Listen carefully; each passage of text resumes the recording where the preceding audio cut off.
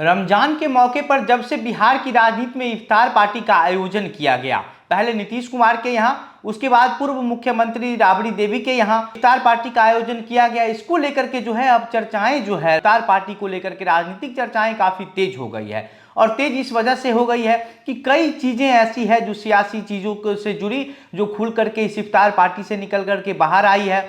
इफ्तार party को लेकर के कहा जा रहा है कि क्या इफ्तार पार्टी जो है वह सिर्फ मुस्लिम लोगों से खुशी है, मुस्लिम समुदाय के प्रति जो है एक सौहार्द को देखते हुए पार्टी का आयोजन किया जाता है, या फिर जो अपना राजनीतिक इच्छाएं हैं उसको पूरी करने के लिए किया जाता है। इस बार जो इफ्तार पार्टी हुआ है इसको लेकर के बहुत ज़्यादा चर्चा हो रहा है।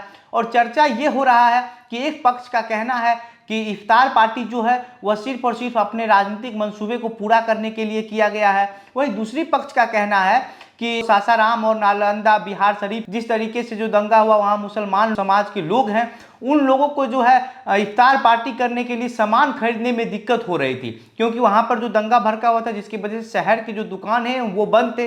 तो इसकी वजह से जो दूसरा पक्ष है उसका कहना है कि ये घाव पे मरहम लगाने के बजाय जो है ये पार्टियां जो है जैसे नीतीश कुमार और तेजस्वी यादव की, ये लोग जो हैं ये जानबूझ करके जो है वो जश्न मना रहे हैं। और इसको लेकर के जो है वो पहले तो बीजेपी ने विरोध किया, इसके बाद मुकेश सहनी की तरफ से विरोध किया गया और उपेंद्र कुशवाहा की तरफ से भी विरोध किया गया। तो इन चीज़ों को लेकर के जो है इफ्तार को लेकर के जो है वो चर्चा काफ़ी गर्म हो गई है।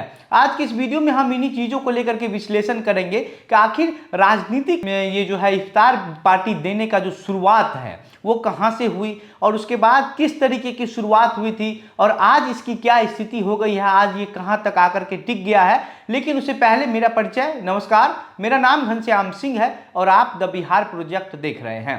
दरअसल इफ्तार पार्टी जो है वो राजनीतिक आज़ादी के बाद 1948 में जब भारत और पाकिस्तान का बंटवारा हुआ था तो उस समय जो है भारत के सबसे पहले प्रधानमंत्री जवाहरलाल नेहरू ने जो है इफ्तार पार्टी की शुरुआत की थी, क्योंकि उस समय जब बंटवारा हुआ था तो बहुत मार दंगा मारपीट हुआ था। तो उसमें से जो कुछ मुसलमान भारत में बच गए थे, जो नहीं जा पाए थे पाकिस्तान या जो नहीं गए थे पाकिस्तान, उनको जो है ये महसूस कराने के लिए कि भारत में भी आप सुरक्षित हैं, भारत में आपको किसी तरीके कोई दिक्कत नहीं हो सकता है, एक जो हिंदू और मुसलमान के बीच है जो सौहार्द पैदा करवाने के लिए जो है वह उस समय के प्रधानमंत्री जवाहरलाल नेहरू ने जो है वह इफ्तार पार्टी की शुरुआत की थी। और इसके बाद जब लाल बहादुर शास्त्री प्रधानमंत्री बने तो उन्होंने जो है इफ्तार पार्टी को जो है बंद कर दिया था। लेकिन लाल बहादुर शास्त्री जब एब्सेंट में इंदिरा गांधी जब प्रधानमंत्री बनी तो इंदिरा गांधी ने जो है वह फिर से इफ्तार पार्टी को शुरुआत किया और बाद में जो ये है धीरे धीरे चलते रहा। अटल बिहारी वाजपेयी की सरकार आई बीजेपी की तरफ से जब, तो उनके कार्यकाल में भी जो है इफ्तार पार्टी का आयोजन जो है वो लगातार होता रहा।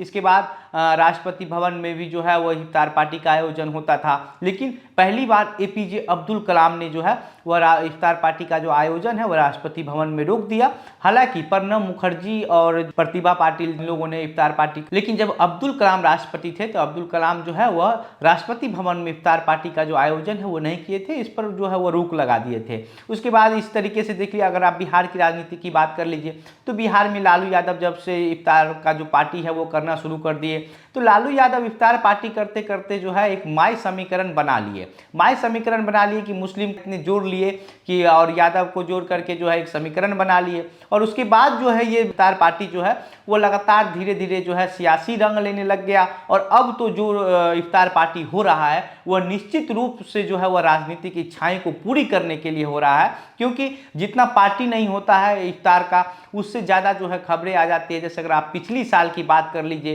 तो इफ्तार पार्टी के बाद से ही ये क्लियर हो गया था कि मुख्यमंत्री नीतीश कुमार अब पलटी मारने वाले हैं, बीजेपी के साथ छोड़ने वाले हैं। उसी तरीके से इस बार भी जो इफ्तार पार्टी हुआ इसमें कई चीज़ें जो है वो खुल करके सामने आई है। और इस बार का जो इफ्तार पार्टी हुआ है वो चुनाव से मतलब आसपास है, नज़दीक समय है चुनाव का, तो इसलिए इस बार का जो पार्टी है इसमें थोड़ा ज़्यादा ही राजनीति हो गया। इसमें ओवैसी भी कूदे हुए हैं। अब ओवैसी का जो धारणा है, ओवैसी का जो मानना है वो भी बीजेपी के पक्ष का ही है। जो बीजेपी का दलील है कि जिस तरीके से सासाराम और बिहार शरीफ में जो दंगा हुआ वहाँ पर जो मुस्लिम समुदाय के लोग थे जो रोज़ा रख रहे थे, जिनको इफ्तार पार्टी का सामान खरीदने के लिए जो दिक्कत हुआ रोज़ा खोलने के लिए, अब वैसे लोगों के जो घाव है उस पर मरहम लगाने के बजाय जो है ये लोग अपनी राजनीतिक रोटियां सेकने के लिए इफ्तार पार्टी का आयोजन कर रहे हैं। और ठीक इसी तरीके का जो बात है वो ओवैसी भी कह रहे हैं। ओवैसी का तो बिहार की राजनीति में इस बार थोड़ा ज़्यादा ही इंटरेस्टेड है। आज से पहले जो है इस तरीके से पहले ओवैसी कभी बिहार की राजनीति में इतने खुल करके नहीं उतरे हैं,